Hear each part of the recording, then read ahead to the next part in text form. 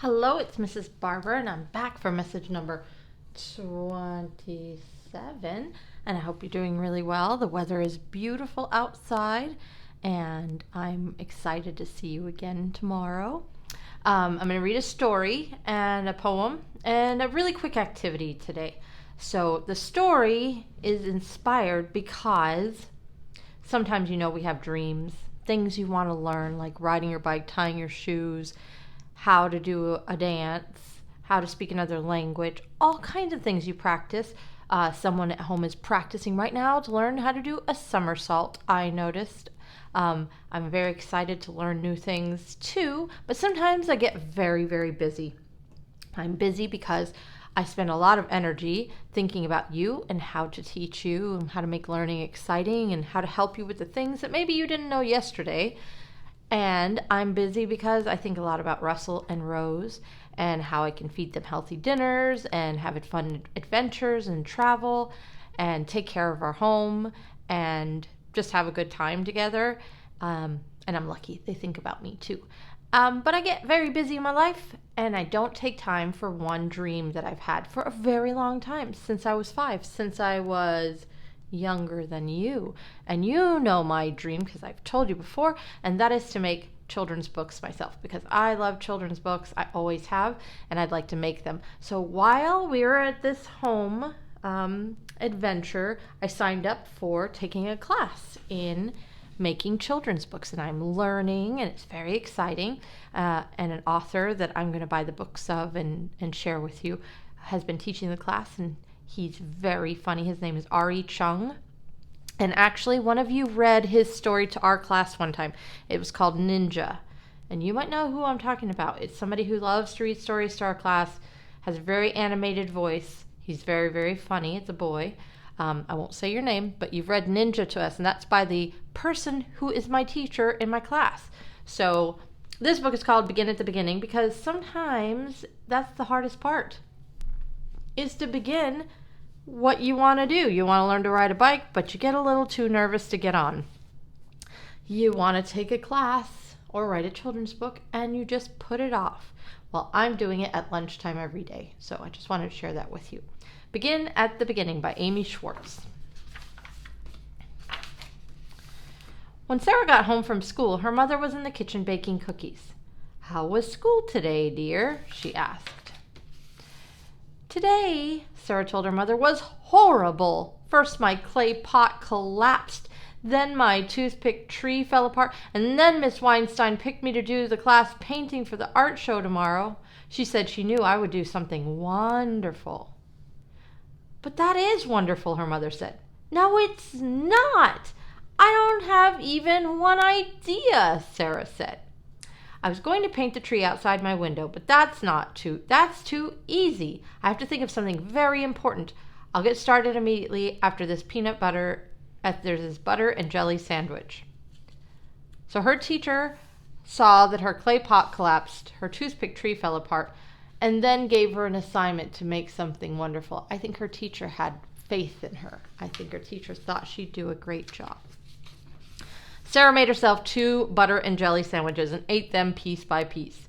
Then she ate 3 chocolate-covered graham crackers and a pretzel. "Now," Sarah said, "I am ready to begin." First, Sarah cleared off her desk. Then she set out her box of 24 very fine watercolors and filled her green glass with water. She unpacked the fat round brush and the pad of bright white watercolor paper her grandmother had given her for Christmas. Then she sat down to work. "Now," Sarah said, "I'm going to paint the most wonderful painting that has ever been painted." Sarah thought for a moment. I think Sarah's giving herself quite a lot of pressure. I think Sarah's not getting restarted. She's eaten, she's gotten materials, but she's giving herself a lot of stress. "I know, I will paint the earth and the sky and the day and the night and the summer and the winter and everything. I will paint the universe. Everyone will be amazed." Sarah looked at her blank paper. "But I wonder where the earth should go," she thought. "Maybe it should go here. No, maybe it should go here. Maybe I need another sandwich." 20 minutes later, Sarah tried to start again. All right, she told herself. Now I'm going to begin. She picked up her brush and painted a long blue line. It didn't look right at all. She crumpled up the paper and threw it on the floor. Sarah started one painting after another. These paintings are not wonderful at all, Sarah moaned. Painting the whole world is harder than I thought. Maybe this paper is too small, she thought. Or maybe this brush is too large. Maybe 24 watercolors are not enough. Maybe, thought Sarah, I should change my rinse water. And she took her green glass into the bathroom. Sarah emptied the water into the sink. She frowned into the mirror and saw Miss Weinstein frowning back. I am expecting a wonderful painting, Sarah. Everyone is depending on you. Sarah's little sister appeared at the door. Dinner time, she said. Thank goodness, Sarah sighed. At the dinner table, everyone had some advice for Sarah. You know, Sarah, maybe you're trying too hard, her father said. Or maybe, Sarah, you're not trying hard enough, her grandmother said. Soon everyone was talking all at once, waving their forks and spoons in the air. Do it like this. Do it like this, said her father. Do it like that, said her grandmother. Do it like this, Sarah. Do it like that, chanted her little sister, rocking in her chair. In fact, everyone was so excited that almost no one noticed when Sarah pushed her chair away from the table and, leaving her dessert, stomped out of the room. Sarah slammed the door to her room and sat down at her desk. Her paper was a bright white. Then the water in her green glass was still clean. Sarah still hadn't painted the most wonderful painting that had ever been painted. Sarah sighed a little sigh and put her head on her desk. When dinner was over, Sarah's mother took a square of chocolate cake into Sarah's room. Oh, Mommy, Sarah said, I was going to paint the earth and the sky and the day and the night and the summer and the winter and the whole universe, but I can't. The universe is very big, Sarah, her mother said. Sarah and her mother sat together by the window. The sky was just darkening. There was a bit of a moon. Remember, Sarah, her mother said, you can only begin at the beginning. But I don't even know where that is, Sarah said. They watched the windows of the houses across the street light up one by one. The universe is only people like you and me and your desk and this room and those houses. And the tree outside my window? Sarah asked. Her mother nodded. They watched the leaves of the tree rustle in the evening wind. Sarah smiled. I think I know where to begin now. Sarah's mother gave her a kiss and left her to herself. Sarah pulled her chair to her desk. She moved her paper a little to the left and a little to the right. She picked up the fat round brush and dipped it in the water in her green glass. Sarah swirled the brush in a tin of deep brown watercolor, and she began with the tree. And that is the end. I love this book for many reasons. One is it's very relatable. We've all wanted to do something and sort of gotten stuck right there in the beginning. How can we get started?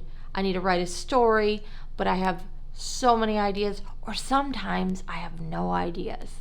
I need to do this math problem, but it has 4 steps. What will I do? And when we were in class together, I would always say, take it one piece at a time, break it down. Sarah's mommy helped her with that. She didn't just give her advice. She said, take a moment, look at what's around you, focus in.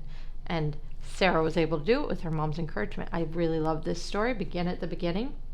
I have a poem about a story. We're going to do some writing this week. We're going to start it on opinions, your thoughts on things. So that's why I picked books that were about stories too. I'll read double poems. One is just silly. It has nothing to do with writing. And one is a blood-curdling story.